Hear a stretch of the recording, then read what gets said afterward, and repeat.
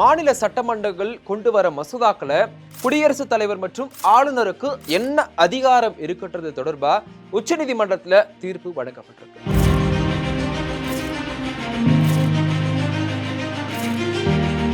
இந்த தீர்ப்புல சொல்லப்படுற ரெண்டு முக்கியமான விஷயங்கள் இப்ப பார்க்கலாம். ஒன்னு மாநில அரசுக்கு சாதகமான விஷயங்கள், இன்னொன்னு ஆளுநருக்கு சாதகமான விஷயங்கள்.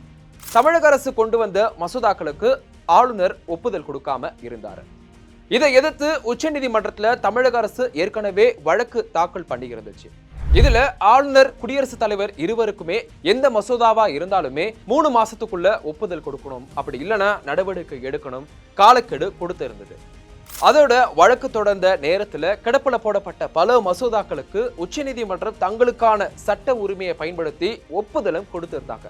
இது ஏற்கனவே நடந்த விஷயம். இதனை எதிர்த்தும் இதுக்கு விளக்கம் கேட்டும் ஜனாதிபதி பெயர்ல விளக்கம்னு தாக்கல் செய்யப்பட்டது.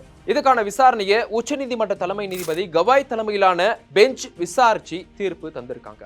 இதுல மாநில அரசுக்கான சாதகமான விஷயங்கள் என்ன அப்படின்னு பார்த்தோம்னா, ஒரு மாநிலத்துக்கு 2 அதிகார அமைப்பு இருக்க முடியாது, மக்களால தேர்ந்தெடுக்கப்பட்ட அமைப்பு தான் அதிகாரம் உள்ளது அப்படின்னும், ஆளுநர் அதிகாரத்தின்படி ஒரு மசோதாவுக்கு ஒப்புதல் அளிக்கலாம், திருப்பி அனுப்பலாம், குடியரசுத் தலைவருக்கு அனுப்பலாம், ஆனா கிடப்புல போட முடியாது.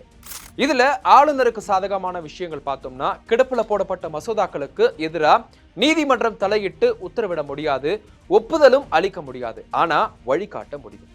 அதே மாதிரி மசோதாக்களுக்கு குறிப்பிட்ட காலத்துக்குள்ள நடவடிக்கை எடுக்க கால நிர்ணயமும் செய்ய முடியாது. ஒப்புதல் கிடைக்கல அப்படின்னா மசோதால இருக்கிற பிரச்சனைகள் குறித்து ஆளுநரும் மாநில அரசும் கலந்து பேசணும்னு உச்சநீதிமன்றம் குறிப்பிட்டிருக்கு. ஏற்கனவே தமிழக அரசுக்கும் ஆளுநருக்கும் மோதல்கள் தொடர்ந்து வர நிலையில இந்த தீர்ப்பு கூடுதல் விவாதங்களை ஏற்படுத்தியிருக்கு.